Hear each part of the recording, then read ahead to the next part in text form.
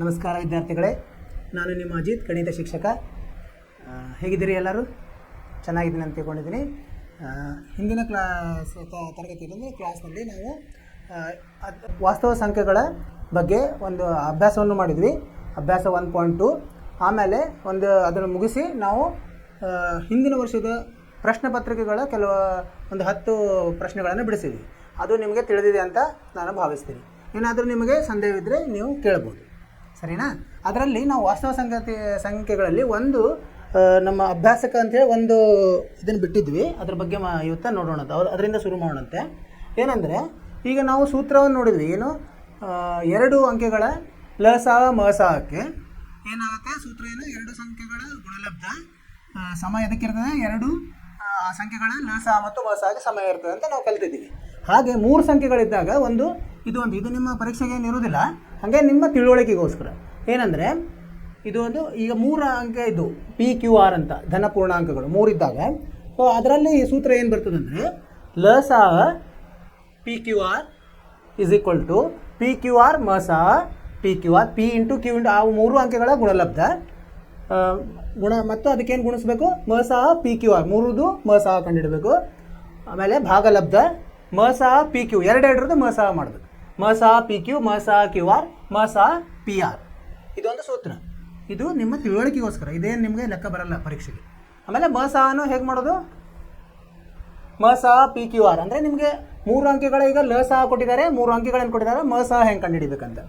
So ಆವಾಗ ಮಸ PQR is equal to P ಗುಣಲಬ್ಧ Q ಗುಣಲಬ್ಧ R, 3ರದು ಗುಣಲಬ್ಧ ಲಸ PQR, 3ರದು ಲಸ ಭಾಗಲಬ್ಧ 2 ಲಸ ಮಾಡಬೇಕು. ಲಸ PQ, ಲಸ QR, ಲಸ PR.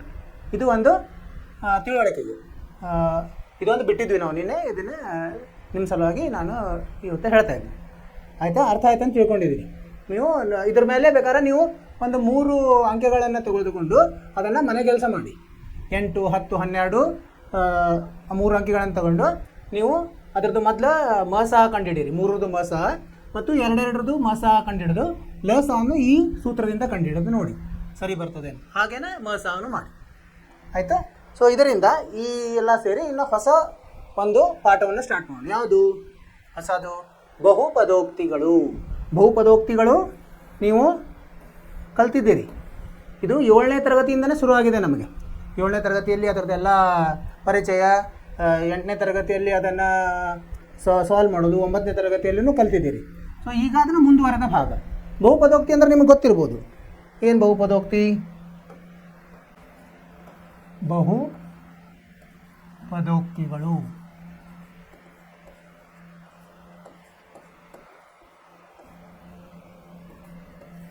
ಈ ಬಹುಪದೋಕ್ತಿಗಳಂದರೆ ಏನಂದರೆ ನೀವು ಕಲ್ತಿದ್ದೀರಿ. ಏನಂದರೆ ಇದೇನು ಒಂದು ಗಣಿತದ ವಾಕ್ಯ ಇದ್ದಂಗೆ. ಗಣಿತದ ವಾಕ್ಯ, ಅದರಲ್ಲಿ ಏನಿರ್ತದೆ?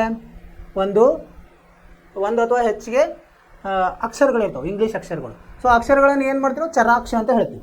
ಚರಾಕ್ಷ ಅಂದರೆ ಅದಕ್ಕೆ ನೀವು ಏನು ಮೌಲ್ಯ ಕೊಡ್ತೀರಿ ಅದ್ರ ಆ ಮೌಲ್ಯ ತೊಗೊಂಡ್ಬಿಡ್ತದೆ, ಅದು ಇರ್ತದೆ. ಮತ್ತು ಏನಿರ್ತದೆ? ಸ್ಥಿರಾಂಕ ಇರ್ತದೆ. ಸ್ಥಿರಾಂಕ ಅದು ಫಿಕ್ಸ್, ಅದು ಏನು ಚೇಂಜ್ ಆಗೋಲ್ಲ, ಸ್ಥಿರಾಂಕ. ಆಮೇಲೆ ಗಣಿತದ ಸಂಕಲನ, ವ್ಯವಕಲನ, ಗುಣಾಕಾರ, ಭಾಗಾಕಾರದ್ದು ಚಿಹ್ನೆ ಇರ್ತದೆ ಅಲ್ವಾ? ಆಮೇಲೆ ಇವೆಲ್ಲ ಸೇರಿದರೆ ನಾವು ಬಹುಪದೋಕ್ತಿ ಅಂತೀವಿ. ಸೊ ಈಗ ಉದಾಹರಣೆ ನೋಡಿದರೆ, ಇದು ಪರಿಚಯ ಅಂತ ನಾನು ಹೇಳ್ತಾ ಇದ್ದೀನಿ, ನೀವೆಲ್ಲ ಕಲ್ತಿದ್ದೀರಿ ಇದನ್ನು. ಈಗ ನೋಡಿ, x ಪ್ಲಸ್ 2 ಅಂತಿದೆ. ಸೊ ಇದರಲ್ಲಿ ಏನಿದೆ? ಎಕ್ಸ್ ಏನಿದೆ? ಚರಾಕ್ಷ ಅಂದರೆ ನೀವು ಏನು ಮೌಲ್ಯ ಹಾಕ್ತೀರಿ ಅದ್ರ ಮೌಲ್ಯ ತಗೋತದೆ.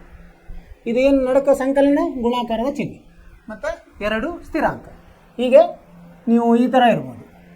x² minus 2x plus 3. ಇದು ನೋಡಿ, ಇದು ಹೇಗಿದೆ? 3 ಇದೆ, 3 ಪದಗಳಿದೆ. 3 ಪದಗಳು. ಇಲ್ಲಿ x² ಒಂದು ಇದು ಎಕ್ಸ್, ಇಲ್ಲಿ ಇದಕ್ಕೆ ಘಾತ ಇದೆ, ಏನು 2 ಘಾತ ಇದೆ. ಸೊ ಇದು ಹೆಚ್ಚಿನ ಘಾತ, ಅದಕ್ಕೆ ನಾವೇಂತೀವಿ? ಡಿಗ್ರಿ ಅಂತ ಹೇಳ್ತೀವಿ. ಇದನ್ನು ಕಲ್ತಿದ್ದೀರಿ. ಏನಂತೀವಿ ನಾವು? ಮಹತ್ತಮ ಘಾತ ಅಥವಾ ಡಿಗ್ರಿ ಅಂತ ಕರಿತೀವಿ. ಇಲ್ಲಿದೆಯಲ್ಲ, ಯಾವ್ದು ಜಾಸ್ತಿ ಇದೆ ಅದು ಡಿಗ್ರಿ. ಸೊ ಇಲ್ಲಿ ಏನಿಲ್ಲ ಅಂದರೆ 1 ಇದ್ದಾಗ. ಅದೇ ಥರ ನೀವು ಅಕ್ಷರಗಳನ್ನು ಬದಲಿನೂ ಮಾಡ್ಬೋದು. t³ ಮೈನಸ್ 2t ಈ ಥರನೂ ಬರೀಬೋದು. ಇವೆಲ್ಲ ಉದಾಹರಣೆಗಳು. ಅರ್ಥ ಆಯಿತು ವಿದ್ಯಾರ್ಥಿಗಳೇ? ಆಯಿತು. ಇದಕ್ಕೇನಂತೀವಿ ನಾವು?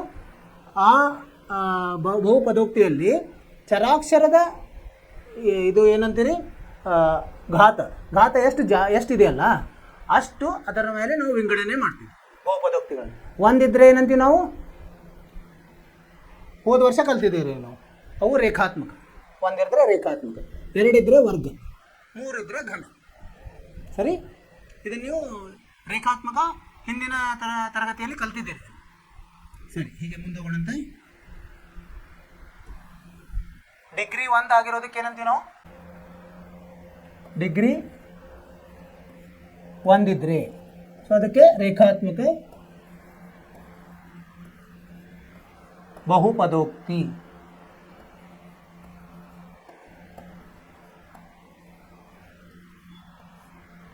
ಅಂದರೆ ಇದು ಉದಾಹರಣೆ ನೋಡಿದ್ರೆ y+2 ಈ ಥರ. ಈಗ ನೋಡಿ, ವಾಯ್ಗೆ ಘಾತ ಎಷ್ಟಿದೆ, 1 ಇದೆ, ಇದು ರೇಖಾತ್ಮಕ. ಈಗ ಡಿಗ್ರಿ 2 ಇತ್ತಂದರೆ ಅಂದರೆ ಅದರ ಘಾತ 2 ಇತ್ತು, ಅದಕ್ಕೇನಂತೀವಿ ನಾವು ವರ್ಗ ಬಹುಪದೋಕ್ತಿ ಅಂತ ಹೇಳ್ತೀವಿ. ವರ್ಗ ಬಹುಪದೋಕ್ತಿ ಇದನ್ನು ಕಲ್ತಿದ್ದೀರಿ ನೀವು ಹೋದ ತರಗತಿಯಲ್ಲಿ. ಇದಕ್ಕೆ ಏನು ಕೊಡ್ಬೋದು ಉದಾಹರಣೆ, x² - 2x + 3 ಈ ಥರ ಬರೀಬೋದು ವರ್ಗ. ಇದೇ ಥರ 3 ಇದ್ರೆ ಡಿಗ್ರಿ 3 ಇದ್ರೆ ಏನಂತೀವಿ ನಾವು, ಘನ ಬಹುಪದೋಕ್ತಿ. ಘನ.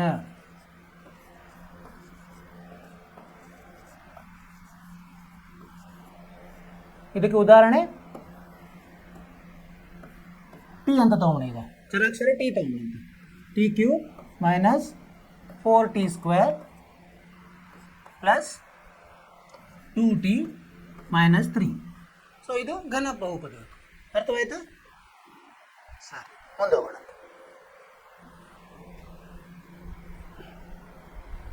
ಅದರ ಜೊತೆಗಿರೋದು ಸಹಗುಣಕನೂ ಇರುತ್ತೆ. ಇವೆಲ್ಲ ಏನದಕ್ಕೆ ಗುಣಲಬ್ಧ ಆಗಿರುತ್ತಲ್ಲ, ಈಗ x³ ಗುಣಲಬ್ಧ ಆಗಿರೋದು ಯಾವುದು, 5. ಇದೇನಂತೀವಿ ನಾವು, ಸಹಗುಣಕಗಳು. ಸಹಗುಣಕ ಅದು ಯಾವುದೇ ಇರ್ಬೋದು, ಯಾವುದೇ ವಾಸ್ತವ ಸಂಖ್ಯೆ ಇರ್ಬೋದು. ಆದರೆ ಎದ್ದು ಮೌಲ್ಯ 0 ಇರಬಾರ್ದು. ಅದಕ್ಕೆ ಎದ್ದು 0 ಇತ್ತಂದರೆ ಅದು ಎಲ್ಲ ಏನಾಗುತ್ತೆ, ಈಗ ನಾವೇನು ಇದನ್ನು ಚರ್ಚೆ ಮಾಡ್ತಿದ್ವಿ, ಹೊಸ ಪಾಠ ಬಹುಪದೋಕ್ತಿಯಲ್ಲಿ ಪರಿಚಯ ನಿಮಗಿದೆ. ಡಿಗ್ರಿ 1, ಡಿಗ್ರಿ 2, ಡಿಗ್ರಿ 3, ರೇಖಾತ್ಮಕ, ವರ್ಗ, ಘನ. ಸೊ ಹೀಗೆ ಅದನ್ನು ನೋಡ್ತಾ ಇದರಲ್ಲಿ ಏನು ಕಲಿತೀವಿ ನಾವು, ಈ ವರ್ಷದಲ್ಲಿ ಏನೇನು ಕಲಿತೀವಿ ಅಂತ ನೋಡೋಣಂತೆ. ಸೊ ಈ ವರ್ಷದಲ್ಲಿ ನಾವು ಡಿಗ್ರಿ 1, 2, 3 ಆಗಿರುವ ಬಹುಪದೋಕ್ತಿಗಳಿಗೆ ಕ್ರಮವಾಗಿ ರೇಖಾತ್ಮಕ, ವರ್ಗ, ಘನ ಎಂದು ಕರೀತಾರೆ. ಸೊ ಇದನ್ನು ನಾವು ಈಗ ಪರಿಚಯ ಮಾಡಿಕೊಂಡ್ವಿ.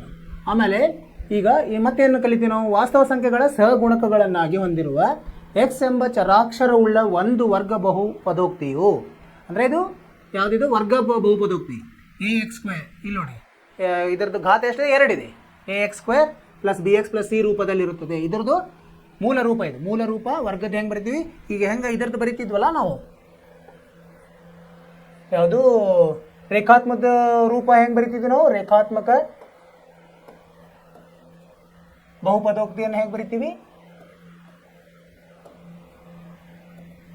ಪದೋಕ್ತಿಯನ್ನು ಇದರದ್ದು ಮೂಲ ರೂಪ ಹೆಂಗೆ ಬರಿತೀವಿ ನಾವು, ax + b ಅಂತ ಬರಿತೀವಿ. ax + b ಅಂತ ಬರಿತೀವಿ ರೇಖಾತ್ಮಕ. ಅದೇ ಥರ ಇದನ್ನು ವರ್ಗದ್ದು ಏನಂತ ಬರಿಬೇಕು ನಾವು ಇರ್ತದೆ ಬಹುಪದೋಕ್ತಿ, ax² + bx + c. ಸೊ ಇಲ್ಲಿ a ಮತ್ತು a b c ವಾಸ್ತವ ಅದು ಸಹಗುಣ, ಇದು c ಸ್ಥಿರಾಂಕ, a ಮತ್ತು b ಸಹಗುಣಕಗಳು. ಸೊ ಯಾವುದೇ ವಾಸ್ತವ ಸಂಖ್ಯೆ ಇರಬಹುದು. ಅದೇ ಥರ ಆದರೆ ಇಲ್ಲಿ a ಮಾತ್ರ 0ಗೆ ಸಮ ಇರಬಾರ್ದು. ಇಲ್ಲೂ ಅಷ್ಟೇ, ಇಲ್ಲೂ a 0ಗೆ ಸಮ ಇರಬಾರ್ದು ರೇಖಾತ್ಮಕದಲ್ಲಿ. ಇಲ್ಲೂ a 0ಗೆ ಸಮ ಇರಬಾರ್ದು. ಸೊ ಆಮೇಲೆ ಇದನ್ನು ಮುಂದೆ ಏನು ಕಲಿತೀವಿ, ಇದಕ್ಕೆ x ವ್ಯಾಲ್ಯೂ ಅಂದರೆ ಎಕ್ಸ್ಗೆ ಯಾವುದೋ ಮೌಲ್ಯವನ್ನು ಕೊಟ್ಟರೆ ಒಂದು ಬಹುಪದೋಕ್ತಿ px, p ಅಂದರೆ ಬಹುಪದೋಕ್ತಿ, ಎಕ್ಸ್ನಲ್ಲಿ ಅದು ಚರಾಕ್ಷರ x ಇದೆ, ಅದಕ್ಕೆ px ಅಂತ ಹೇಳ್ತೀವಿ. ಅದರದ ಶೂನ್ಯತೆಗಳನ್ನು ಕಲಿತೀವಿ. ಇಲ್ಲಿ ಶೂನ್ಯತೆಗಳ ಸೂತ್ರಗಳನ್ನು, ಶೂನ್ಯತೆಗಳು ನಿಖರವಾಗಿ ಅವು ಎಲ್ಲಿ ಎಲ್ಲಿ ಈಗ ನಾವು ಅಕ್ಷ ಎಕ್ಸ್ ಅಕ್ಷ ವಾಯ್ ಅಕ್ಷದಲ್ಲಿ ನಾವು ಅದನ್ನು ಪ್ಲಾಟ್ ಮಾಡಿದರೆ ಅವು ಎಲ್ಲಿ ಅದರಲ್ಲಿ ಛೇದಿಸ್ತವೆ ಅನ್ನೋದನ್ನು ಕಲಿತೀವಿ. ಆಮೇಲೆ ಎಷ್ಟು ಶೂನ್ಯತೆ ಇದೆ, ವರ್ಗಕ್ಕೆ ಎಷ್ಟು ಶೂನ್ಯತೆ, ರೇಖಾತ್ಮಕ ಎಷ್ಟು ಶೂನ್ಯತೆ, ಇದನ್ನು ನೀವು ಕಲಿತೀವಿ. ರೇಖಾತ್ಮಕ ಎಷ್ಟು ಶೂನ್ಯತೆ ಇರ್ತದೆ, 1 ಇರ್ತದೆ ಅಲ್ವಾ. ಹಾಗೆ ವರ್ಗಕ್ಕೆ ಎಷ್ಟು 2 ಇರ್ತದೆ, ಘನಕ್ಕೆ ಎಷ್ಟು ಗರಿಷ್ಠವಾಗಿ 0 ಇರ್ಬೋದು 2 ಇರ್ಬೋದು, ಘನಕ್ಕೆ 0 ಇರ್ಬೋದು 3 ಇರ್ಬೋದು, ಅದನ್ನೆಲ್ಲ ಕಲಿತೀವಿ. ಆಮೇಲೆ ಈ ಸೂತ್ರಗಳನ್ನು ಕಲಿತೀವಿ. ಯಾವುದು ಸಂಬಂಧ, ಶೂನ್ಯತೆ ಮತ್ತು ಸಹಗುಣಕಗಳ ಸಂಬಂಧಗಳನ್ನು ಕಲಿತೀವಿ. ಆಮೇಲೆ ಇಲ್ಲಿ ಎರಡೂದು ಯಾವುದು ಘನ ಮತ್ತು ವರ್ಗದ್ದು. ಸೊ ಈ ಇದರಿಂದ ನಾವು ವಿಚಾರದಿಂದ ಈ ಅಭ್ಯಾಸವನ್ನು ಶುರು ಮಾಡೋಣ, ಈ ಅಧ್ಯಾಯವನ್ನು. ಸರಿನಾ? ಈಗ ಡಿಗ್ರಿ 1, 2, 3 ಉದಾಹರಣೆಗಳನ್ನು ನಾವು ಕಲ್ತೀವಿ. ಅದೇ ಥರ ಈಗ ಇದನ್ನೇನಂತೀವಿ ನಾವು, ಎಕ್ಸ್ ಚರಾಕ್ಷರ ಇದ್ದರೆ ಇದರದ್ದು ವರ್ಗದ್ದು ಮೂಲ ರೂಪ ax² + bx + c. ಯಾವುದೇ ಒಂದು ಉದಾಹರಣೆ ತೊಗೊಳ್ರಿ. ಈಗ ಉದಾಹರಣೆ, ಇದಕ್ಕೇನು ಉದಾಹರಣೆ ತೊಗೊಂಡಂತೆ, x² - 3x - 4, x² x ಇದೆ, ಘಾತ 2, ವ್ಯವಕಲನ 3x, ವ್ಯವಕಲನ 4. ಇದು ಒಂದು ವರ್ಗ ಬಹುಪದೋಕ್ತಿ, ಯಾಕಂದರೆ 2 ಇದೆ ಅದರದ್ದು, ಇದು ಘಾತ. ಸೊ ಇದರಲ್ಲಿ ಯಾವುದು ಚರಾಕ್ಷರ, ಎಕ್ಸ್ ಚರಾಕ್ಷರ. ಇದಕ್ಕೆ ನಾವು ಏನಂತೀವಿ, ಇದಕ್ಕೆ px ಅಂತ ಹೇಳ್ತೀವಿ. ಯಾಕಂದರೆ px ಯಾಕೆ ಹೇಳ್ತೀವಿ ಅಂದರೆ ಎಲ್ಲ ಎಕ್ಸ್ ಇದಾವಲ್ಲ ಚರಾಕ್ಷರಗಳು, ಅದಕ್ಕೆ px ಅಂತ ಹೇಳ್ತೀವಿ. ಸೊ ಇದಕ್ಕೆ ನಾವು ಏನಾದರೂ ಒಂದು ಮೌಲ್ಯವನ್ನು ಹಾಕಿದರೆ, ಈಗ 2 ಹಾಕೋಣಂತೆ, ಎಕ್ಸ್ ಇದ್ದಲ್ಲಿ 2 ಹಾಕಿದರೆ ಏನಾಗುತ್ತೆ. ಸೊ ಅದಕ್ಕೆ ಏನಂತೀವಿ ನಾವು p2 ಅಂತ ಹೇಳ್ತೀವಿ. p2 ಹಾಕಿದರೆ ಏನಾಗುತ್ತೆ, ಇದಕ್ಕೆ ಎಕ್ಸ್ ಇದ್ದಲ್ಲಿ 2 ಹಾಕಬೇಕು. 2 ಘಾತ 2, ವ್ಯವಕಲನ 3 ಗುಣಲಬ್ಧ 2 ವ್ಯವಕಲನ 4. ಸೊ ಇದನ್ನು ನಾವು ಸರಳೀಕರಣಗೊಳಿಸಿದರೆ ಏನಾಗುತ್ತೆ, 2 ವರ್ಗ 4 - 6 - 4. ಇಲ್ಲೇನಾಯಿತು, 4 4 ಹೋಯಿತು, ಏನು ಉಳಿತು, ಮೈನಸ್ ಅಂದರೆ ಋಣ 6 ಉಳಿತು. ಸೊ ಈ ಋಣ 6 ಏನು, ಋಣ 6 ಇದು ಮೌಲ್ಯ. ಈ ವರ್ಗ ಬಹುಪದೋಕ್ತಿಯ ಮೌಲ್ಯ ಸ್ಥಿರಾಂಕದ ಮೌಲ್ಯ 2 ಆದಾಗ ಅದರ ಮೌಲ್ಯ ಏನು ಬರ್ತದೆ, ಋಣ 6. ಹೀಗೆ ನೀವು ಯಾವುದಕ್ಕಾದರೂ ಅವರು ಕೇಳ್ತಾರೆ ಅವರು ಇದರ ಮೌಲ್ಯ ಎಷ್ಟು. ನಾನು ಇದರದ್ದು ಏನು ಚರಾಕ್ಷರದ ಮೌಲ್ಯ ಕೊಟ್ಟಿದ್ದೀನಿ, ಸೊ ಇದರದ್ದು ಪೂರ್ತಿ ಬಹುಪದೋಕ್ತಿಯ ಮೌಲ್ಯ ಏನಂದರೆ ಹಿಂಗೆ ಕಂಡುಹಿಡಿಬೇಕು. ಅರ್ಥವಾಯ್ತಾ ಇದು? ಸರಿ. ಈಗ ಇದು ಸಾಮಾನ್ಯ ನಿಯಮ.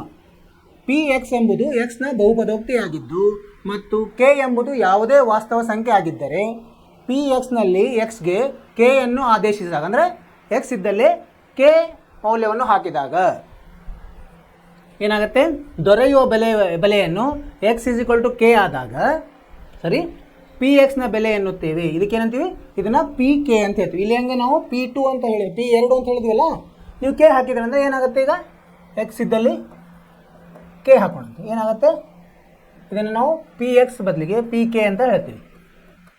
ಏನಾಗುತ್ತೆ, ಇದು k ವರ್ಗ ಮೈನಸ್ 3k - 4 ಆಗುತ್ತೆ ಅಲ್ವಾ, ಇದೇ ಥರ. ಸೊ ಇದಕ್ಕೇನಂತೇನು, ಇದನ್ನು pk ಎಂದು ಸೂಚಿಸುತ್ತೇವೆ. ಅದೇ ಥರ ನಾವು ಮೌಲ್ಯ ಹಾಕಿದಾಗ ಅದು ಏನೇನು ಬರುತ್ತೆ ಅದು. ಆ ನಂತರ ಈಗ ನಾವು ಏನೋ ಒಂದು ಮೌಲ್ಯ ಹಾಕಿದ್ವಿ ಎಕ್ಸ್ಗೆ, ಆ ಮೌಲ್ಯ ಹಾಕಿದಾಗ ನಿಮಗೆ px ಅಂದರೆ ಬಹುಪದೋಕ್ತಿ ಎಕ್ಸ್ನ ಮೌಲ್ಯ 0 ಬಂತಂತ ಇಟ್ಕೊಳ್ಳಿ. 0 ಬಂದುಬಿಟ್ರೆ ಏನಾಗುತ್ತೆ, ಅದು ಆ ಎಕ್ಸ್ ಮೌಲ್ಯ ಈ ಬಹುಪದೋಕ್ತಿಯ ಶೂನ್ಯತೆ ಅಂತ ಹೇಳ್ತೀವಿ ನಾವು. ಇದೇ ಶೂನ್ಯತೆ. ಯಾವ ಮೌಲ್ಯಕ್ಕೆ, ಯಾವ ಚರಾಕ್ಷರದ ಮೌಲ್ಯಕ್ಕೆ ಬಹುಪದೋಕ್ತಿಯ ಮೌಲ್ಯ 0 ಆಗ್ತದಲ್ಲ ಅದಕ್ಕೆ ಶೂನ್ಯತೆ ಅಂತ ಹೇಳ್ತೀವಿ. ಅರ್ಥ ಆಯಿತು? ಇದು ನೀವು ಕಲ್ತಿದ್ದೀರಿ ಓದಿದ್ರಲ್ಲಿ, ನೀವು ರೇಖಾತ್ಮಕ ಕಲ್ತೀವಿ. ಈಗ ವರ್ಗದ್ದು ನಾವು ಮಾತಾಡ್ತಾ ಇದ್ದೀವಿ.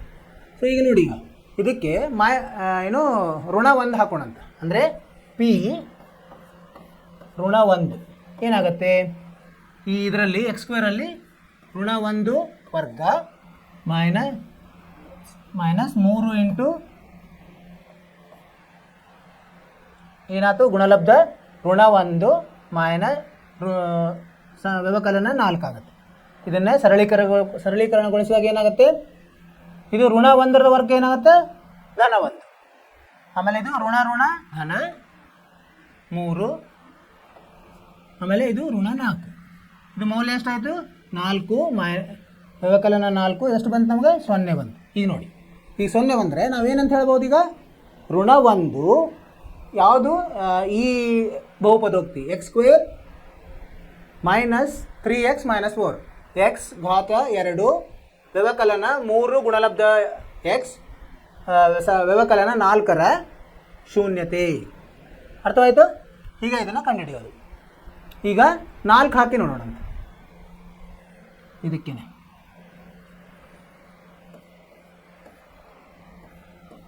ಅಂದರೆ ನಮ್ಮ ಬಹುಪದೋಕ್ತಿ ಏನಿದೆ, x² ಮೈನಸ್ 3x ಮೈನಸ್ 4 ಇದೆ.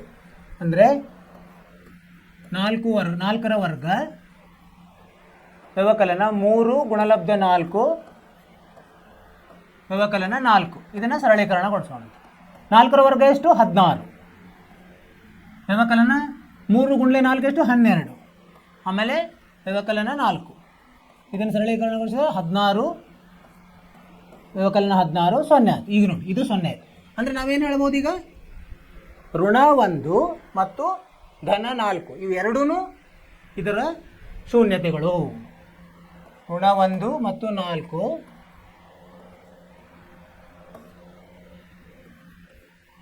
ಏನಿವು, ಇವು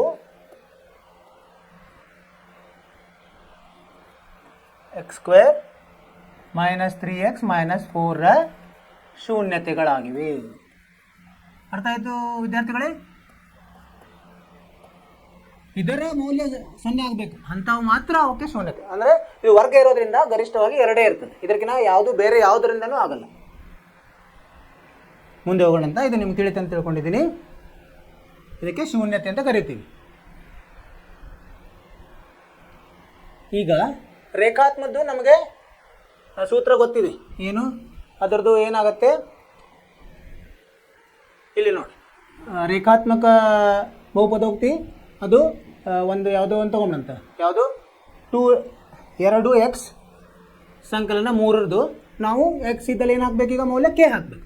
k ಹಾಕಿದಾಗ ಏನು ಬಂತು, 2k ಸಂಕಲನ 3 ಅದನ್ನೇ 0ಗೆ ಸಮ ಮಾಡಬೇಕು ನಮಗೆ. ಯಾಕಂದರೆ 0 ಬರಬೇಕಲ್ಲ, 0 ಬರಬೇಕಂದ್ರೆ ಅದು ಶೂನ್ಯತೆ ಆಗ್ತದೆ. ಅಂದರೆ k ಏನಾಗಿತ್ತು, ಈಗ k ಸಮ ಈ 3 ಬಲಗಡೆ ಹೋದರೆ -3 ಆಗುತ್ತೆ. ಇದು 2 ಏನಾಗುತ್ತೆ, ಇಲ್ಲಿ ಗುಣಾಕಾರ ಇದೆ, ಇಲ್ಲಿ ಭಾಗಾಕಾರ ಆಗುತ್ತೆ. ಮೈನಸ್ ಅಂದರೆ ಋಣ 3 ಭಾಗಲಬ್ಧ 2 ಆಗುತ್ತೆ. 3 ಅಂದರೆ ಏನು, ಇದರಲ್ಲಿ 3 ಅಂದರೆ ಏನು, ಇದು ಏನಿದೆ ಎದರದ್ದು ಸಹಗುಣಕ, ಅದು ಸ್ಥಿರಾಂಕ ಇದೆ 3, ಯಾವುದೋ ಗುಣಕಲ್ಲ, ಸ್ಥಿರಾಂಕ. ಅದನ್ನು ಹೇಗೆ ಬರಿಬೋದು ನಾವು, ಮೈನಸ್ b ಭಾಗಾಕಾರ a ಅಂತ ಬರಿಬೋದು, ಅಥವಾ ವ್ಯವಕಲನ ಅಂದರೆ ಋಣ ಸ್ಥಿರಾಂಕ ಭಾಗಲಬ್ಧ x ನ ಸಹಗುಣಕ ಅಂತ ಬರೀಬೋದು. ಇದು ಇದರ ಸೂತ್ರ. ಅದು ರೇಖಾತ್ಮಕ ಬಹುಪದೋಕ್ತಿಯ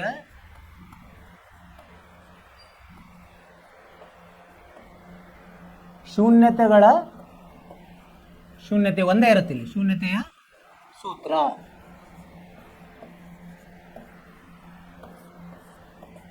ನಾವು ಯಾವ ತಗೋಣ, ರೇಖಾತ್ಮಕ 2, ಅಥವಾ ನೀವು ಹೀಗೂ ತಗೋಬೋದು. ax ಇದು ಮೂಲ ರೂಪದಲ್ಲಿ ಹೆಂಗಿರ್ತದೆ, ax ಪ್ಲಸ್ b ಅಂತ ಇರ್ತದೆ. ಈಗ k ಇದು px ಇದು. ಈಗ pk ಅಂದರೆ x ಇದ್ದಲ್ಲಿ k ಹಾಕಿದಾಗ ಏನಾಗುತ್ತೆ, ak ಪ್ಲಸ್ b ಆಗುತ್ತೆ. ಹೀಗಾಗಿ ಇದನ್ನು 0ಗೆ ಸಮ ಮಾಡಿದಾಗ, ಯಾಕಂದರೆ ಶೂನ್ಯತೆ 0ಗೆ ಸಮ ಇರ್ತದೆ, k ಏನಾಗುತ್ತೆ, ಋಣ b ಭಾಗಲಬ್ಧ a ಆಗುತ್ತೆ. b ಅಂದರೆ ಏನಪ್ಪ, b ಅಂದರೆ ಸ್ಥಿರಾಂಕ. ಇದನ್ನು ನೀವು ಹೋದ ತರಗತಿಯಲ್ಲಿ ಕಲ್ತಿದ್ದೀರಿ. ಸ್ಥಿರಾಂಕ ಇದು a ಅಂದ್ರೇನು, ಸಹಗುಣಕ. ಅದರದ್ದು x ನ ಸಹಗುಣಕ.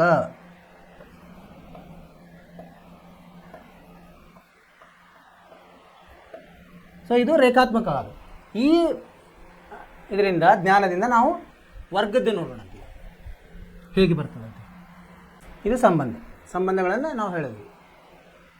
ಈಗ ಇನ್ನು ಮುಂದೆ ಬರ್ತದೆ. ಅದಕ್ಕಿಂತ ಮೊದಲು ಬಹುಪದೋಕ್ತಿ ಶೂನ್ಯತೆಗಳಿಗೆ ರೇಖಾಗಣಿತೀಯ ಅರ್ಥ. ಈಗ ರೇಖಾಗಣಿತದಲ್ಲಿ ಏನಿದ್ರ ಅರ್ಥ? ಹಿಂಗಂದರೆ ರೇಖಾಗಣಿತ ಅರ್ಥ ನೋಡ್ಬೇಕಂದ್ರೆ ಅದನ್ನು ನಾವು ಈ ಗ್ರಾಫ್ ಶೀಟಲ್ಲಿ ನಾವು ಅದನ್ನು ನಕ್ಷೆಯಲ್ಲಿ ನಾವು ಅದನ್ನು ರಚಿಸಬೇಕಾಗ್ತದೆ. ಸೊ ಈಗ ನೋಡಿ, ಮೊದಲಿಗೆ ನಾವು ರೇಖಾತ್ಮಕದ ಒಂದು ಉದಾಹರಣೆ ತೊಗೊಂಡು ಇದೆ. ಯಾವುದು? y = ಇದರದ್ದು 2x + 3. ಅದಕ್ಕೆ yಗೆ ನಾವು ಏನು ಮಾಡಬೇಕು? ಸಮ ಅಂತ ತಗೋಬೇಕು. ಇದು ರೇಖಾತ್ಮಕ ಒಂದು ಬಹುಪದೋಕ್ತಿ. ಇದು yಗೆ ಈಕ್ವಲ್ ಮಾಡಿದ್ರೆ ಅದೊಂದು ಏನಾಯಿತು? ಇದಕ್ಕೆ ನಕ್ಷೆ ತೆಗಿಲಿಕ್ಕೆ ಆಗುತ್ತೆ. ಇಲ್ಲಿ ಎಕ್ಸ್ಗೆ ಒಂದು ಇದನ್ನು ಮೌಲ್ಯ ಹಾಕಿದಾಗ y ಮೌಲ್ಯ ಬರ್ತದೆ. ಈ ಎಕ್ಸ್ ಮೌಲ್ಯ ನಾವು ಋಣ 2 ಹಾಕಿದಾಗ ಇದನ್ನು ಇದರಲ್ಲಿ ತುಂಬಿದಾಗ yಯಲ್ಲಿ ಅದರ ಮೌಲ್ಯ ಎಷ್ಟು ಬರ್ತದೆ? -1 ಬರ್ತದೆ. ಅದೇ ಥರ 2 ಮಾಡಿದ್ರೆ 7. ಅದನ್ನು ನೀವು ಈ ನಕ್ಷೆಯಲ್ಲಿ ಹಾಕಿದಾಗ ಹೆಂಗೆ ಬರ್ತದೆ? ಇದೊಂದು ಸರಳ ರೇಖೆ ಬರ್ತದೆ. ಸರಿನಾ? ಇಲ್ಲಿ ನೋಡಿ, ಸರಳ ರೇಖೆ ಇಲ್ಲಿ ಬಂತು. ಒಂದು 2 7 ಈ ಬಿಂದು, ಇದು ಇದು ಋಣ 2 ಋಣ 1, ಇದು ಮತ್ತು ಎಕ್ಸ್ ಮತ್ತು ವಾಯ್ಗಳ ಮೌಲ್ಯ. ಸೊ ಇದು ಎಲ್ಲಿ ಛೇದಿಸ್ತದಲ್ಲ, ಎಕ್ಸ್ ಅಕ್ಷದ ಎಲ್ಲಿ ಛೇದಿಸ್ತದ ಅದು ಶೂನ್ಯತೆ. ಎಲ್ಲಿ ಛೇದಿಸ್ತದ? -3/2 ಅಂದರೆ ಋಣ 3/2. ಇದು 0 ಇರ್ತದೆ. ಎಕ್ಸ್ ಅಕ್ಷ ಮೇಲೆ ವಾಯ್ದು ಮೌಲ್ಯ 0 ಇರ್ತದೆ. ಸೊ ಇದು 0. ಸೊ ಹೀಗಾಗಿ ಇದನ್ನು ನಾವು ಇದರ ಮೇಲೆ ರಚಿಸಿದಾಗ ನಮಗೆ ಗೊತ್ತಾಗುತ್ತೆ ಎಕ್ಸ್ ಅಕ್ಷ ಮೇಲೆ ಯಾವ ಬಿಂದುವಿನಲ್ಲಿ ಛೇದಿಸ್ತದೋ ಅದೇ ಅದರ ಶೂನ್ಯತೆ. ಅರ್ಥ ಆಯಿತು? ಇದೇ ಥರ. ಸೊ ಈಗ ಇದನ್ನು ಸಾಮಾನ್ಯವಾಗಿ ಏನು ಹೇಳ್ಬೋದು ನಾವು? ಸಾಮಾನ್ಯವಾಗಿ ಒಂದು ರೇಖಾತ್ಮಕ ಬಹುಪದೋಕ್ತಿ ax + b ಅಂದರೆ a ಶೂನ್ಯಕ್ಕೆ ಸಮವಲ್ಲ ಗೆ ಈ y ಸಮ ax + b ಯ ನಕ್ಷೆಯು ಒಂದು ಸರಳ ರೇಖೆಯಾಗಿದ್ದು ಅದು x ಅಕ್ಷವನ್ನು ನಿಖರವಾಗಿ ಎಲ್ಲಿ ಭೇದಿಸ್ತದೆ? ಇಲ್ಲಿ ಭೇದಿಸ್ತದೆ. ಅದು ಏನಿರ್ತದೆ? ಅದರದ್ದು ಮೌಲ್ಯ -b/a ಅಂದರೆ ಋಣ b ಅಂದರೆ ಏನು? ಇಲ್ಲಿ b ಅಂದರೆ ಸ್ಥಿರಾಂಕ ಭಾಗಲಬ್ಧ ಎಕ್ಸ್ನ ಸಹಗುಣಕ ಬಿಂದುವಿನಲ್ಲಿ ಛೇದಿಸುತ್ತದೆ. ಆದ್ದರಿಂದ ಒಂದು ರೇಖಾತ್ಮಕ ಬಹುಪದೋಕ್ತಿ ax + b ಎಂಬುದು ಕೇವಲ ಒಂದೇ ಒಂದು ಶೂನ್ಯತೆ. ಇದು ಒಂದೇ ಬಿಂದುವಿನಲ್ಲಿ ಛೇದಿಸ್ತದೆ. ಏನೋ ಭಾಳಷ್ಟು ಬಿಂದುವಿನಲ್ಲಿ ಛೇದಿಸಂಗಿಲ್ಲ. ಎಕ್ಸ್ ಅಕ್ಷಗೆ ವಾಯ್ಗೆ ಸೇರಿಸ್ಬೋದು, ಆದರೆ ಅದು ನಮಗೆ ಬೇಕಾಗಿಲ್ಲ. ನಮಗೆ ಬೇಕಾಗಿರೋದು ಎಕ್ಸ್ ಅಕ್ಷಗೆ ಮಾತ್ರ. ಸೊ ಇದು ಒಂದೇ ಅಂತ ಹೇಳ್ಬೋದು ನಾವು. ಇದೇ ಥರ ನಾವು ಏನು ಮಾಡೋಣ? ಈಗ ವರ್ಗದ್ದು ನೋಡೋಣ. ವರ್ಗದ್ದು ಇದನ್ನು x² ಇದನ್ನು ತೊಗೊಳ್ಳೋಣ. ವರ್ಗದ ಬಹುಪದೋಕ್ತಿ ಯಾವ ತೊಗೊಳ್ಳೋಣ? x² ಅಂದರೆ x ವರ್ಗ -3x 3x ವ್ಯವಕಲನ 4. ಈಗ ವರ್ಗ ಬಹುಪದೋಕ್ತಿಯ ಇದನ್ನು ನೋಡೋಣಂತೆ ರೇಖಾಗಣಿತದಲ್ಲಿ ಏನದರ ಅರ್ಥ ಅಂತ. ಈಗ ನಕ್ಷೆಯನ್ನು ನಾವು ರಚಿಸಬೇಕು. ಯಾವುದು ನಕ್ಷೆ ರಚಿಸಬೇಕು? ಈಗ ವರ್ಗ ಬಹುಪದೋಕ್ತಿ ಯಾವ್ದು ತೊಗೊಂಡು ನಾವು x ವರ್ಗ ವ್ಯವಕಲನ 3x ವ್ಯವಕಲನ 4 ಅಂತ ತೊಗೊಂಡಿವಿ. ಇದನ್ನು ವಾಯ್ಗೆ ನಾವು ವಾಯ್ದು ಸಮ ಮಾಡಿಕೊಂಡು ನಾವು ರಚಿಸಬೇಕೀಗ. ಅಂದರೆ ಏನು ಮಾಡಬೇಕು? ಈ ಥರ ಕೋಷ್ಟಕ ಹಾಕ್ಕೋಬೇಕು ನಾವು.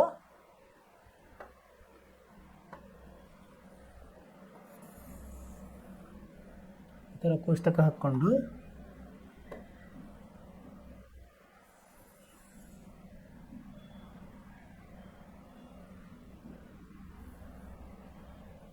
ಎಕ್ಸ್ ಮತ್ತು ವಾಯ್ದ ಮೌಲ್ಯ, ಎಕ್ಸ್ ಮೌಲ್ಯ ಹಾಕಿದರೆ ವಾಯ್ ಮೌಲ್ಯ ಸಿಗುತ್ತೆ ನಮಗೆ. ನಿಮಗೆ ರಚಿಸ್ಲಿಕ್ಕೆ ಇರ್ಬೋದು ಪರೀಕ್ಷೆಯಲ್ಲಿ. ಇಲ್ಲಿ ಎಕ್ಸ್ ಮೌಲ್ಯ ಹಾಕೊಂಡು ಇಲ್ಲಿ ವಾಯ್ ಮೌಲ್ಯ ನಾವು ಕಂಡುಹಿಡಿಬೇಕಾಗತ್ತೆ. ಎಕ್ಸ್ ಮೌಲ್ಯ ಹಾಕಿದ್ರೆ ವಾಯ್ ಕಂಡುಹಿಡಿಬೇಕಾಗತ್ತೆ. ಈಗ ನೋಡಿ, ಎಕ್ಸ್ ಮೌಲ್ಯ ಋಣ 2 ಹಾಕೋಣಂತೆ. ಏನು ಬರ್ತದೆ ಅಂದರೆ ಈ ವಾಯಲ್ಲಿ ಎಕ್ಸ್ ಇದ್ದಲ್ಲಿ ಋಣ 2 ಏನು ಬರುತ್ತೆ? ಇದು ಋಣ 2 ವರ್ಗ ಧನ 4, ಇದು ಧನ 6 ಋಣ 4 4 ಹೋಗಿ 6 ಉಳಿಯುತ್ತೆ. ಸೊ ನಾವೇನು ಬರಿಬೋದು ಈಗ? ಎಕ್ಸ್ನ ಋಣ 2ಕ್ಕೆ ವಾಯ್ 6. ಸರಿಯಾಗಿದೆ. ಹಾಗೆ ನಾವು ಮಾಡ್ತಾ ಹೋದರೆ ಎಕ್ಸ್ನ ಇದು ಮೌಲ್ಯ ಋಣ 1 ಅಂತ ತೊಗೊಂಡಂತೆ. ಅವಾಗ ಏನಾಗುತ್ತೆ ನೋಡೋಣ. -1 ವರ್ಗ -3 ಗುಂಡ್ಲೆ -1 -4 ಇದು ಎಷ್ಟು ಬಂತು? 1 + 3 ಋಣ 4 0 ಬಂತಿದ್ದು ಅಲ್ವಾ. 4 ಮೈನಸ್ 4 0 ಬಂತು. ಸೊ ಇದು 0 ಆಯಿತು, 0 ಸರಿ. ಹಾಗೆ ನಾವು ಎಷ್ಟು ಬೇಕಾದಷ್ಟು ಮೌಲ್ಯಗಳನ್ನು ಹಾಕ್ಬೋದು. 0 1 2 3 4 5 0 1 2 3 4 5 ಇವನ್ನೆಲ್ಲ ನೀವು ಮಾಡಬಹುದು. ಮನೆ ಕೆಲಸ ಅಂತ ಮಾಡಿ ನೋಡಿ. ಅಲ್ಲಿ ಮೇಲೆ y ಇದೆಯಲ್ಲ, ಅದರಲ್ಲಿ ಎಕ್ಸ್ ಅಲ್ಲಿ ಅವೆಲ್ಲ ಮೌಲ್ಯಗಳನ್ನು ಹಾಕಿದಾಗ y ವ್ಯಾಲ್ಯೂ ನಿಮಗೆ ಇವೆಲ್ಲ ಬರಬೇಕು. 1 ಹಾಕಿದ 0 ಹಾಕಿದಾಗ ಎಷ್ಟು ಬರಬೇಕು? -4 ಬರಬೇಕು. 1 ಹಾಕಿದಾಗ -6 ಬರಬೇಕು. 2 ಹಾಕಿದಾಗೂ -6 ಬರಬೇಕು.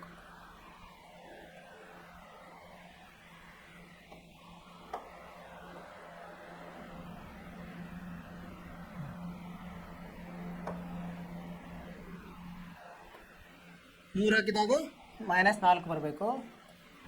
4ಕ್ಕೆ 0 ಮತ್ತು 5ಕ್ಕೆ 6. ಇದನ್ನು ನಾವು ಈ ಬೆಲೆಗಳನ್ನು ನಾವೇನು ಮಾಡೋಣ, ನಕ್ಷೆಯಲ್ಲಿ ರಚಿಸೋಣ. ಹೇಗೆ ಬರ್ತದೆ? ಈ ಥರ ಬರ್ತದೆ. ಬೇರೆ ಇವೆಲ್ಲ ಬಿಂದುಗಳನ್ನು ಹಾಕ್ಕೊಂಡ್ರೆ ಇದು ನಿಮಗಿದು ಗೊತ್ತದೆ. ಇದು ಲಂಬ ಇರೋದು ಏನಂತೀವಿ ನಾವು? ಲಂಬ ಇರೋದಕ್ಕೆ y ಅಕ್ಷಾಂಶ, ಅಡ್ಡ ಇರೋದಕ್ಕೆ ಏನಂತೀವಿ ನಾವು? x ಅಕ್ಷಾಂಶ. ಅದು ಎಡಗಡೆ ಎಲ್ಲ ಋಣ ಮೌಲ್ಯಗಳಿರ್ತಾವೆ, ಬಲಗಡೆ ಧನ ಮೌಲ್ಯ, ಮೇಲೆ ಧನ, ಕೆಳಗೆ ಋಣ. ಆ ಥರ ನಾವು ಮಾಡಿ ಈಗ ಎಕ್ಸ್ನ -2 6 ಎಲ್ಲಿ ಬರ್ತದೆ? ಎಕ್ಸ್ನ ಇಲ್ಲಿ 2ನೇ ಪಾದ ಇದರಲ್ಲಿ ಬರ್ತದೆ. ಏನಂತೀರಿ ನೀವು? ಕಾಲಭಾಗ. 1 2 3 4 ಭಾಗಗಳನ್ನು ಮಾಡಿದ್ವಿ. 1ನೇದ್ರಲ್ಲಿ 2 ಧನ ಇರ್ತವೆ, 2ನೇದ್ರಲ್ಲಿ ಎಕ್ಸ್ ಋಣ ಇರ್ತದೆ, y ಧನ ಇರ್ತದೆ, 3ನೇದ್ರಲ್ಲಿ 2 ಋಣ, 4ನೇದ್ರಲ್ಲಿ ಎಕ್ಸ್ ಧನ, y ಋಣ. ಆ ಥರ ಇವನ್ನ ಬಿಂದುಗಳನ್ನು ಮಾರ್ಕ್ ಮಾಡ್ಕೋತಾ ಹೋಗೋಣಂತೆ. ಇದು -2 6, ಇಲ್ಲಿ -1 0, ಇಲ್ಲಿ 0 ಋಣ 4, ಇಲ್ಲಿ 1 ಋಣ 6, ಇಲ್ಲಿ 2 ಋಣ 6, ಇಲ್ಲಿ 3 ಋಣ 4, ಇದು 4 0 5 ಮತ್ತು 6. ಈಗ ನೋಡಿ ಇದು ಹೇಗೆ ಬಂತು? ಹೀಗೆ ರಚಿಸಿದಾಗ ಈ ಥರ ಆಯ್ತು.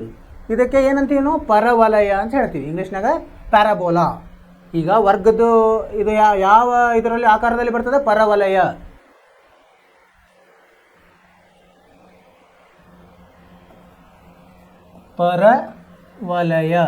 ಪರವಲಯ ಅಂತ ಹೇಳ್ತೀವಿ. ಇಲ್ಲಿ ಈಗ ಹೀಗೂ ಬರ್ಬೋದು, ಈಗ ಅದು ವಿಲೋಮವಾಗಿನೂ ಉಲ್ಟಾಗಿನೂ ಬರ್ಬೋದು. ಹೀಗೆ ಯಾವಾಗ ಬರ್ತದೆ ಅಂದರೆ ಇಲ್ಲಿ ಏದ್ ಮೌಲ್ಯ 0ಕ್ಕಿಂತ ಜಾಸ್ತಿ ಇದ್ದರೆ ಈ ಥರ ಬರ್ತದೆ. ಎ ವ್ಯಾಲ್ಯೂ 0ಕ್ಕಿಂತ ಕಡಿಮೆ ಇದ್ದರು ಅಂದರೆ ಋಣ ಇದ್ದರೆ ಅದು ಹೀಗೆ ಬರ್ತದೆ, ಈ ಥರ. ಇದು ಹೀಗೆ ಬಂದಿದೆ ಅಲ್ವಾ? ಇಲ್ಲಿ ಏದ್ದು ಮೌಲ್ಯ 0ಕ್ಕಿಂತ ಜಾಸ್ತಿ ಇದೆ. ಹೀಗೆ ಬಂತಂದರೆ ಬರೋದು ಯಾವಾಗ? ಏದ್ದು 0ಕ್ಕಿಂತ ಕಡಿಮೆ ಇದ್ದಾಗ. ಅರ್ಥ ಆಯ್ತಾ? ಸೊ ಈಗ ನೋಡಿ, ಈಗ ಈ ಪರವಲಯ ಎಕ್ಸ್ ಅಕ್ಷಕ್ಕೆ ಎಲ್ಲೆಲ್ಲಿ ಛೇದಿಸಿದೆಯೋ ಅವು ಶೂನ್ಯತೆಗಳು. ಈಗ ನೋಡಿ ಇಲ್ಲಿ ಭೇದಿಸಿದೆ. -1 ಅಂದರೆ ಋಣ 1 0. ಇಲ್ಲಿ ಶೂನ್ಯತೆ ಎಷ್ಟಾಗುತ್ತೆ? ಎಕ್ಸ್ನ ಮೌಲ್ಯ ಎಷ್ಟಿದೆ ಅಷ್ಟಾಗುತ್ತೆ, -1. ಮತ್ತು ಇನ್ನೊಂದು ಕಡೆ ಮಾಡಿದೆ ಅದು 4 0. ಇಲ್ಲಿ ಎಕ್ಸ್ ಮೌಲ್ಯ ಎಷ್ಟಿದೆ? 4 ಇದೆ. ಸೊ ಹೀಗಾಗಿ ನಾವು ಶೂನ್ಯತೆಗಳು 2 ಇದೆ. ಸೊ ಒಂದು ಋಣ 1 ಧನ 4 ಇವೆರಡು ಮೌಲ್ಯಗಳು. ಈ ಥರ ಇದ್ರದ್ದು ರೇಖಾತ್ಮಕ ಇದ್ರದ್ದು ಏನಪ್ಪ ಅದರದ್ದು ಏನು ಬಹುಪದೋಕ್ತಿ, ವರ್ಗ ಬಹುಪದೋಕ್ತಿ ಇದೆ, ಮೀನಿಂಗ್ ಏನು ಅಲ್ಲ, ಈ ಥರ ನಾವು ಇದನ್ನು ಮಾಡೋದು. ಅರ್ಥ ಇದು ಅರ್ಥ ಆಯ್ತು ಅಂತ ತಿಳ್ಕೊಂಡಿದ್ದೀನಿ. ನಿಮಗೆ ಇದೇನು ನಿಮಗೆ ರಚಿಸಿರಿ ಅಥವಾ ಎಳೀರಿ ಅಂತ ಹೇಳಲ್ಲ ನಿಮಗೆ ಪರೀಕ್ಷೆಯಲ್ಲಿ, ನಿಮ್ಮ ಜ್ಞಾನಕ್ಕಾಗಿದೆ ಹೇಗಿದೆ ಅಂತ, ಅದರದ್ದು ಅರ್ಥವೇನು ಅಂತ ನೋಡಲಿಕ್ಕೆ. ಸೊ ಇದರ ವಿಚಾರ ಮಾಡಿ ಮುಂದೆ ಹೋಗೋಣ. ಈಗ ನೋಡಿ ನಾನು ಇಲ್ಲಿ ಹೇಳಿದ್ನಲ್ಲ, ಇದು ಪ್ರಕರಣಗಳಿದ್ದಾವೆ. ಇಲ್ಲಿ 1ನೇ ಪ್ರಕರಣ ಹೇಗಿದೆ? ಇದು 1ನೇ ಪ್ರಕರಣ. ಇಲ್ಲಿ 3 ಪ್ರಕರಣ ಬರ್ತದೆ ವರ್ಗಕ್ಕೆ. ನಕ್ಷೆಯು ಎಕ್ಸ್ ಅಕ್ಷವನ್ನು 2 ಪ್ರತ್ಯೇಕ ಬಿಂದುಗಳಾದ ಎ ಮತ್ತು ಎ ಡ್ಯಾಶ್ಗಳಲ್ಲಿ ಛೇದಿಸುತ್ತೆ. ಇಲ್ಲಿ ನೋಡಿ ಎ ಮತ್ತು ಎ ಡ್ಯಾಶ್. ಈಗ ಏನಾಗಿದೆ? ತಲೆ ಮೇಲೆ ತಲೆ ಅಂದರೆ ಇದು ಉಲ್ಟಾಗಿದೆ. ಇದು ಯಾವಾಗ ಆಗುತ್ತೆ ಅಂದರೆ ಇಲ್ಲಿ ಎ ಮೌಲ್ಯ 0ಕ್ಕಿಂತ ಕಡಿಮೆ ಇದ್ದರೆ, ಅಂದರೆ ಋಣಾತ್ಮಕ ಇದ್ದಾಗ ಈ ಥರ ಬರ್ತದೆ, ವಿಲೋಮವಾಗಿ ಬರ್ತದೆ. ಧನಾತ್ಮಕವಾದ ಇದ್ದಾಗ ಹೀಗೆ ಬರ್ತದೆ. ಇಲ್ಲಿ ನೋಡಿ ಎ ಡ್ಯಾಶ್ ಈ ಥರ ಬರ್ತದೆ. ಯಾವಾಗ ಇದು ಒಂದು ಪ್ರಕರಣ. ಎರಡನೇ ಪ್ರಕರಣದಲ್ಲಿ ಏನಾಗುತ್ತೆ, ಎ ಮತ್ತು ಎ ಡ್ಯಾಶ್ ಒಂದೇ ಕಡೆ ಬಂದುಬಿಡ್ತದೆ. ಅಂದರೆ ಎರಡೂ ಒಂದೇ ಇರುತ್ತೆ ಅಂತ, ಎ ಮತ್ತು ಎ ಡ್ಯಾಶ್ ಒಂದೇ ಮೌಲ್ಯ ಇರ್ತದೆ, ಅದಕ್ಕೆ ಒಂದೇ ಪಾಯಿಂಟಲ್ಲಿ ಬರ್ತದೆ. ಒಂದು ಮೇಲ್ಮುಖ ಒಂದು ಕೆಳಮುಖವಾಗಿ ಬರ್ತದೆ. ಸರಿನಾ? ಇದು ಪ್ರಕರಣ 2. ಇಲ್ಲಿ ನಕ್ಷೆಯು ಎಕ್ಸ್ ಅಕ್ಷವನ್ನು ನಿಖರವಾಗಿ ಒಂದು ಬಿಂದುವಿನಲ್ಲಿ ಛೇದಿಸುತ್ತದೆ, ಅಂದರೆ ಪರಸ್ಪರ ಐಕ್ಯವಾಗುವ ಎರಡು ಬಿಂದುಗಳು. ಆದ್ದರಿಂದ ಪ್ರಕರಣ 1ರ ಎರಡು ಬಿಂದುಗಳಾದ ಎ ಮತ್ತು ಎ ಡ್ಯಾಶ್ಗಳು ಇಲ್ಲಿ ಪರಸ್ಪರ ಐಕ್ಯವಾಗಿ ಒಂದು ಬಿಂದು ಎ ಆಗುತ್ತೆ. ಎರಡು ಒಂದೇ ಮೌಲ್ಯ ಅಂದರೆ ಐಕ್ಯ ಆದಂಗೆ, ಒಂದು ಮೇಲೆ ಒಂದು ಕೆಳಮುಖ ಆಗುತ್ತೆ. ಅರ್ಥವಾಯಿತು? ಅಂದರೆ ಇಲ್ಲಿ ಶೂನ್ಯತೆ ಒಂದೇ ಇರ್ತದೆ, ಎರಡು ಒಂದೇ ಇದೆ ಅಂತ ಅರ್ಥ, ಶೂನ್ಯತೆ ಒಂದೇ ಇದೆ ಅಂತ. ಪ್ರಕರಣ 3 ಇಲ್ಲಿ ನೋಡಿ, ಇಲ್ಲಿ ಎಕ್ಸ್ ಅಕ್ಷವನ್ನು ಇದು ಭೇದಿಸ್ತಾನೇ ಇಲ್ಲ, ಒಂದು ಮೇಲೆ ಇದೆ ಒಂದು ಕೆಳಗಿದೆ. ಅಂದರೆ ಇದು ಯಾವ ಸಂದರ್ಭದಲ್ಲಿ ಇಲ್ಲಿ ಏನಾಗುತ್ತೆ, ಶೂನ್ಯತೆನೇ ಇಲ್ಲ ಇಲ್ಲಿ, ಯಾಕಂದರೆ ಭೇದಿಸ್ತಾ ಇಲ್ಲ ಅಂದರೆ ಇದರ ಶೂನ್ಯತೆ 0, ಶೂನ್ಯತೆನೇ ಇಲ್ಲ.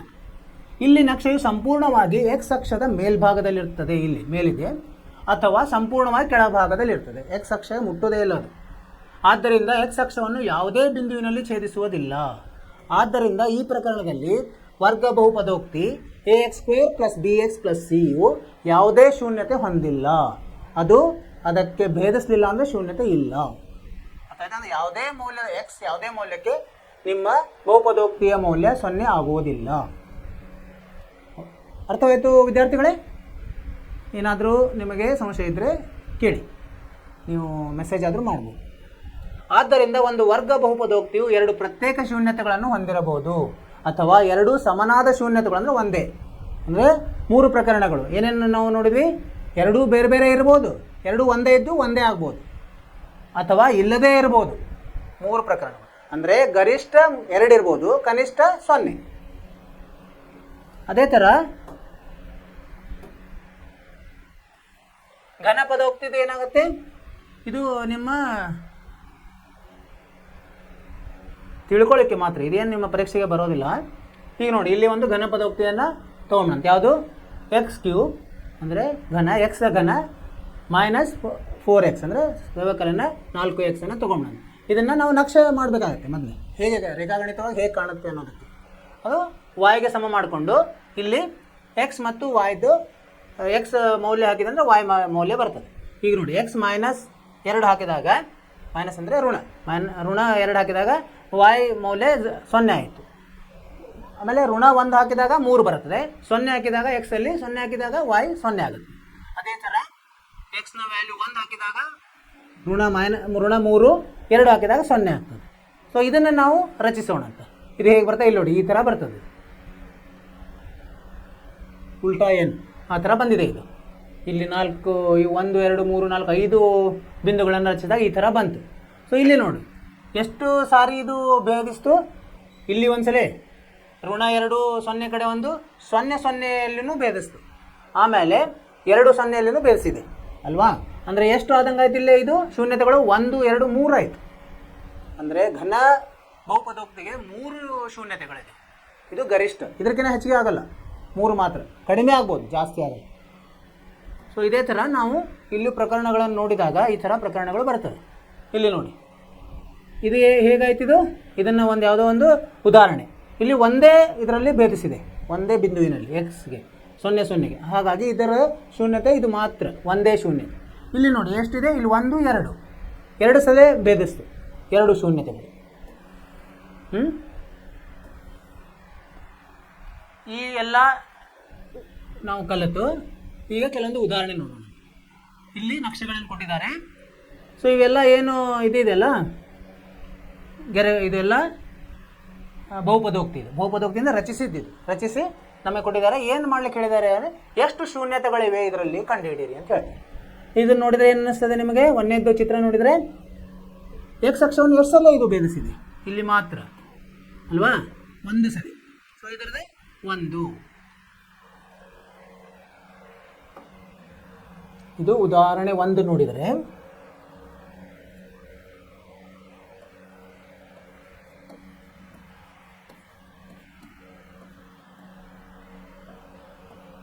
ಉದಾಹರಣೆ 1ರಲ್ಲಿ 1ನೇ ಚಿತ್ರದಲ್ಲಿ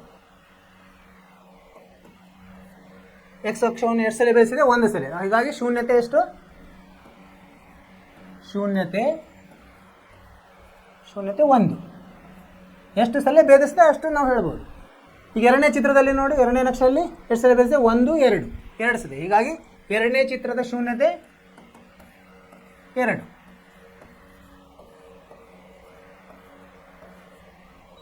3ನೇ ಚಿತ್ರದ ಎಷ್ಟು ಸಲ ಭೇದಿಸಿದೆ? 1, 2, 3 ಸಲ. y ಅಕ್ಷದ ನಾವು ತಗೊಳ್ಳೋದಿಲ್ಲ, ಕೇವಲ x ಅಕ್ಷದ ಮಾತ್ರ. ಸೊ ಇಲ್ಲಿ 1, 2, 3 ಬರ್ತದೆ ಶೂನ್ಯತೆ. 4ನೇದು ನೋಡೋಣ. ಎಷ್ಟು ಸಲ ಬೇಯಿಸಿದೆ ಇದು? 4ನೇದು ಒಂದೇ ಸಲ ಬೇಯಿಸಿದೆ ಅಲ್ವಾ? ಇದು ವಾಯ್ದಿದೆ, ಬಿಟ್ಬಿಡಿ. ಎಕ್ಸಿಗೆ ಎಷ್ಟು ಸಲ ಬೇಯಿಸಿದೆ? ಒಂದೇ ಸಲ. ಸೊ ಹೀಗಾಗಿ ಶೂನ್ಯತೆ 1. 5ನೇದು ನೋಡೋಣ. 5ನೇದು ನೋಡಿದ್ರೆ ಏನು ಅನಿಸ್ತದೆ ನಿಮಗೆ? ಕೇವಲ ಎಕ್ಸಲ್ಲಿ 1 ಸಲ ಮಾತ್ರ ಬೇಯಿಸಿದೆ, ಅದು ಮುಟ್ಟಿದ್ರೂ ಆಯಿತು, ಬೇಯಿಸ್ಬೇಕಂತಲ್ಲ, ಅದು ಮುಟ್ಟಿದ್ರೆ ಅಷ್ಟು ಅದಕ್ಕೆ ನಾವು ಒಂದು ತೊಗೋಬೋದು. ಇಲ್ಲೂ ಶೂನ್ಯತೆ 1.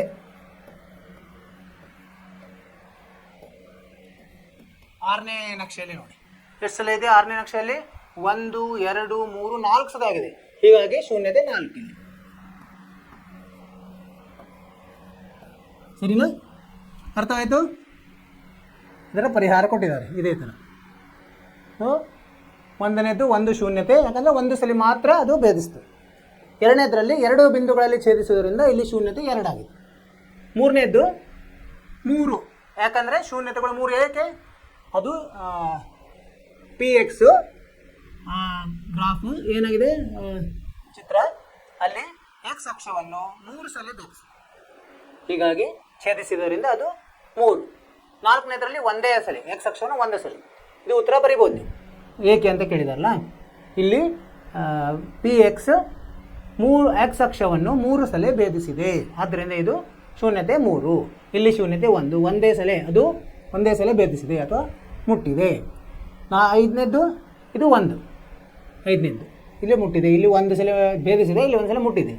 6ನೇದು ತೊಗೊಂಡ್ರೆ ಇದು 4 ಸಲ ಭೇದಿಸಿದೆ, 4 ಸಲ, ಹೀಗಾಗಿ ಶೂನ್ಯತೆ 4. ಅರ್ಥವಾಯಿತು?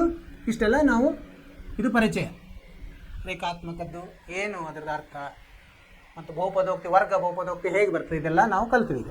ಸೊ ಇಷ್ಟು ನಮ್ಮ ಜ್ಞಾನದಿಂದ ನಾವು ಅಭ್ಯಾಸಕ್ಕೆ ಹೋಗ್ಬೋದು. ಈಗ ಅಭ್ಯಾಸ 2.1.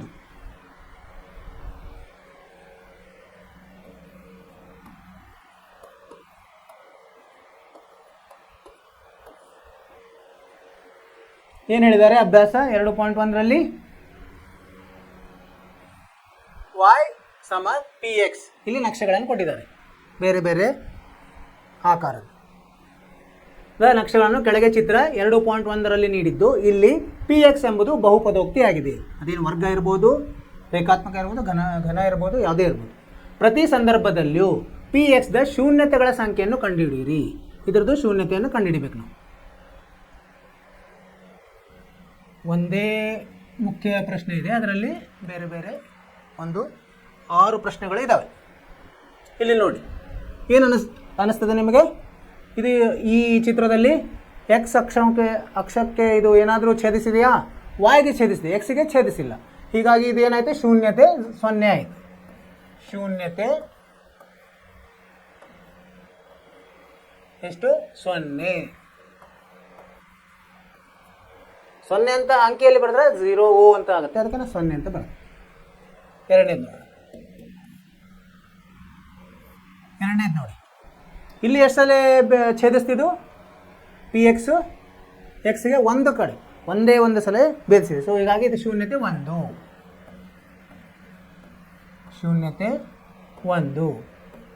ಮೂರನೇದು ನೋಡಿ, 3ನೇ ಚಿತ್ರದಲ್ಲಿ ಹೆಂಗಿದೆ? ಎಷ್ಟು ಸಲ ಭೇದಿಸ್ತಿದ್ದು? ಛೇದಿಸೋದು ಭೇದಿಸೋದು ಎರಡು ಒಂದೇ. 1, 2, 3 ಸಲ ಛೇದಿಸ್ತು, ಹೀಗಾಗಿ ಶೂನ್ಯತೆ 3.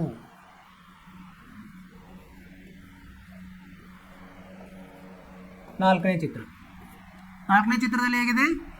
ಎಲ್ಲರ ಇರಲಿ, ಅದು ಮೇಲಿರಲಿ ಕೆಳಗಿರಲಿ, ಆದರೆ ನಮಗೆ ಬೇಕಾಗಿದ್ದು ಆ PX X ಅಕ್ಷಕ್ಕೆ ಎಷ್ಟು ಸಲ ಭೇದಿಸ್ತು ಅಷ್ಟೇ ಬೇಕು ನಮಗೆ. ಇಲ್ಲಿ ನೋಡಿ, ಇಲ್ಲಿದೆ, ಇದು ಏನು ಪರವಲಯ ಇದ್ದಂಗಿದೆ. ಪರವಲಯ 2 ಸಲ ಭೇದಿಸ್ತದೆ, ಹೀಗಾಗಿ ಶೂನ್ಯತೆ 2 ಅಂತ ಹೇಳ್ಬೋದು ನಾವು. ಶೂನ್ಯತೆ 2. ಆಮೇಲೆ 5ನೇದ್ದು ಇಲ್ಲಿ ನೋಡಿ ಎಷ್ಟಿದೆ, ಎಷ್ಟು ಸಲ ಹೀಗೆ ಹೀಗೆ ಹೀಗೆ ಹೋಗಿದೆ ಅದು. 1 2 3 4, ಹೀಗಾಗಿ ಶೂನ್ಯತೆ 4.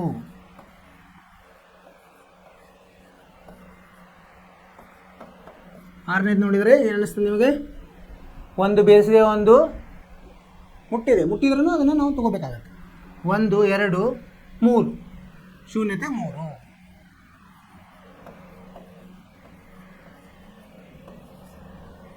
ಅರ್ಥವಾಯಿತು ವಿದ್ಯಾರ್ಥಿಗಳೇ?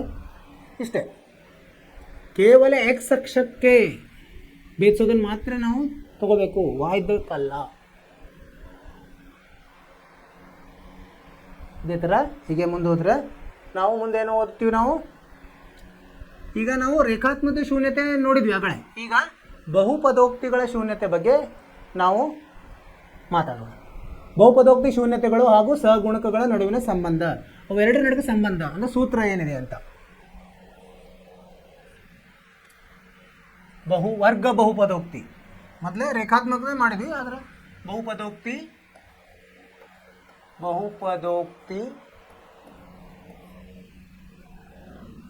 ಬಹುಪದೋಕ್ತಿಯ ಶೂನ್ಯತೆ ಮತ್ತು ಸಹ ಗುಣಕಗಳ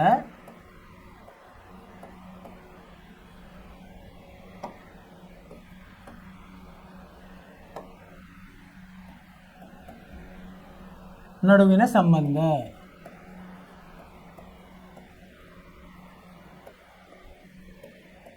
ಏನು ಸಂಬಂಧ ಇದೆ ಅಂತ ನೋಡೋಣ. ಸೊ ಮೊದಲಿಗೆ ಯಾವುದು? ರೇಖಾತ್ಮಕತೆ ನೋಡಿದ್ವಿ ನಾವು. ರೇಖಾತ್ಮಕ ಬಹುಪದೋಕ್ತಿ ಯಾವ ಥರ ಬರೀತೀವಿ ನಾವು? AX ಇದು ಮೂಲ ರೂಪ,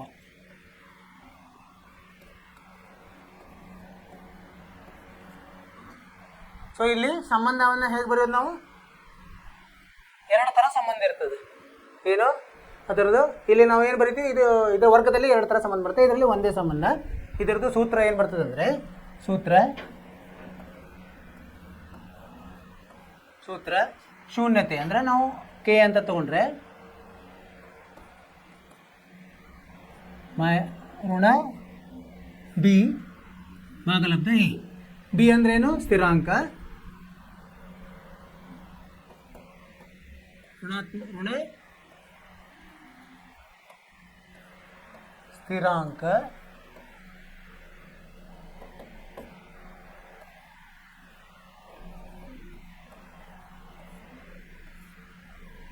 ಭಾಗಲಬ್ಧ ಎ ಅಂದರೆ ಯಾವುದು? ಎ ಅಂದರೆ ಎಕ್ಸ್ನ ಸಹಗುಣಕ.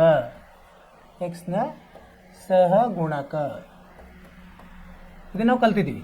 ಇದು ರೇಖಾತ್ಮಕತೆ. ಹೀಗೆ ಮುಂದೆ ಹೋಗ್ತಾ ಈಗ ವರ್ಗದ್ದು ನೋಡೋಣ. ಇದು ರೇಖಾತ್ಮಕ ಅಥವಾ ವರ್ಗ ಬಹುಪದೋಕ್ತಿದು ಹೇಗಿದೆ?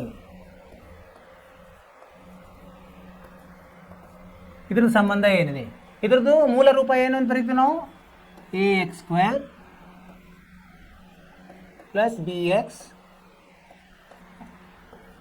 ಸಂಕಲನ C. AX ವರ್ಗ ಸಂಕಲನ BX ಸಂಕಲನ C, ಇದು ಮೂಲ ರೂಪ. ಸೊ ಇದರಲ್ಲಿ ನಾವು ಒಂದು ಇದನ್ನು ತೊಗೊಂಡ್ರೆ, ಉದಾಹರಣೆ ತೊಗೊಂಡ್ರೆ ಯಾವ್ದು ತೊಗೊಂಡಂತೆ? 2x² ಒಂದು ಉದಾಹರಣೆ ತೊಗೊಂಡು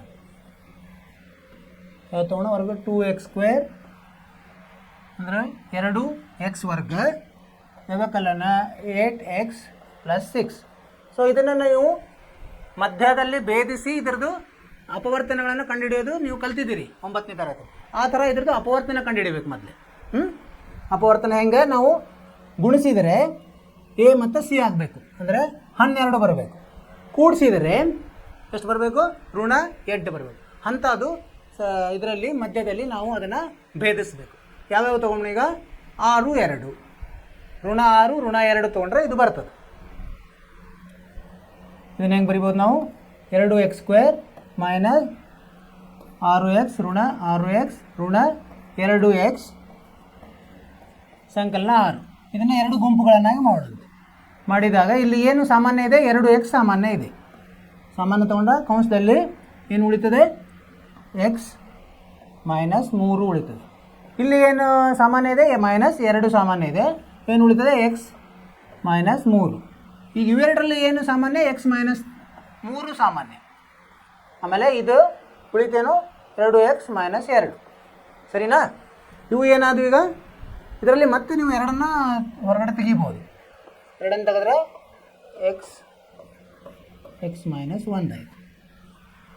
ಈಗ ನಾವು ಇವೆರಡನ್ನು 0ಗೆ ಸಮ ಮಾಡಬೇಕು. ಯಾಕಂದರೆ ನಾವು ಶೂನ್ಯತೆಗಳನ್ನು ಕಂಡುಹಿಡಿತಾ ಇದ್ದೀವಿ. ಸೊ ಹೇಗೆ ಬರ್ತದೆ ಅದು? x ಋಣ 3 ಸಮ 0ಗೆ ಅಥವಾ ಇದೇ ಕೆ ಅಂತ ಹೇಳ್ಬೋದು. 2 ಅಂದರೆ ಕೆ. ಅಥವಾ x ಋಣ 3 0ಗೆ ಸಮ. x ಋಣ 1 ಇದು ಮೊದಲೇನು ತೊಗೊಂಡು 3 ತೊಗೊಂಡ್ವಿ ಅಂದರೆ ಈಗ 1 ತೊಗೊಬೇಕು. 1. ಸೊ ಇದು x ಸಮ 3 ಅಥವಾ x ಸಮ 1. ಈಗ ಈ ಬೆಲೆಗಳನ್ನು ಹಾಕಿದ್ರೆ ಎಕ್ಸ್ದು ನಿಮಗೆ ಶೂನ್ಯ ಬರ್ತದೆ ಇದರಲ್ಲಿ. ಆದ್ದರಿಂದ ಇವೆರಡು ಇದರ ಶೂನ್ಯತೆಗಳು. 3 ಮತ್ತು 1 ಇವು ಶೂನ್ಯತೆಗಳು. ಇದರದು.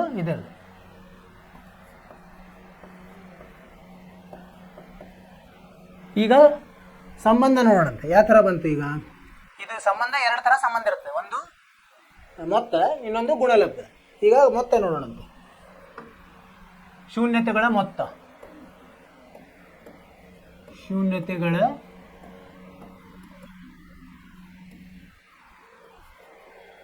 ಮೊತ್ತ ಯಾವಾಗ ಬಂದಾವ ನಮಗೆ ಶೂನ್ಯತೆಗಳು?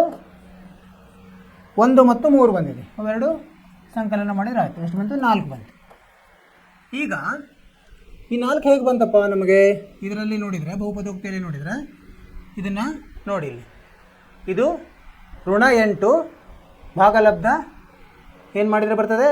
ಋಣದ್ದು ಋಣ 8 ಭಾಗಲಬ್ಧ 2 ಮಾಡಿದ್ರೆ ಇದು ಬರ್ತದೆ. ಅಂದರೆ ಇದು ಏನು ಬರ್ತದೆ? ಋಣ ಸಗುಣಕ x ಇದ್ದು ಭಾಗಲಬ್ಧ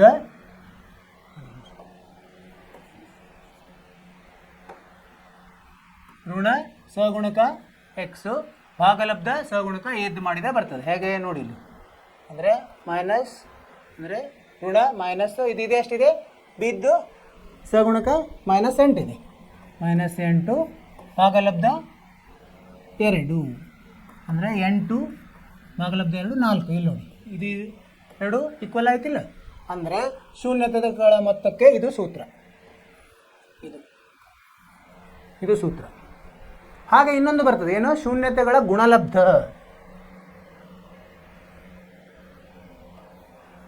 ಶೂನ್ಯತೆಗಳ ಗುಣಲಬ್ಧ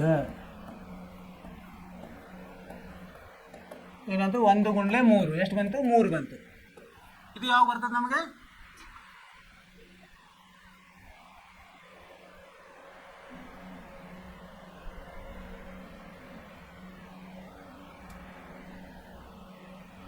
ಯಾವಾಗ ಬರ್ತದೆ?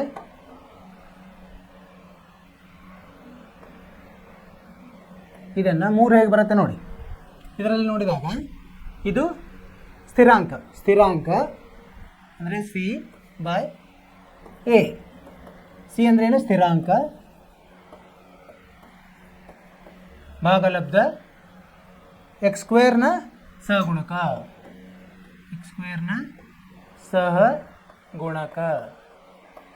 ಅಂದರೆ ಇದು ಸ್ಥಿರಾಂಕ ಅಂದರೆ ಯಾವುದು? C.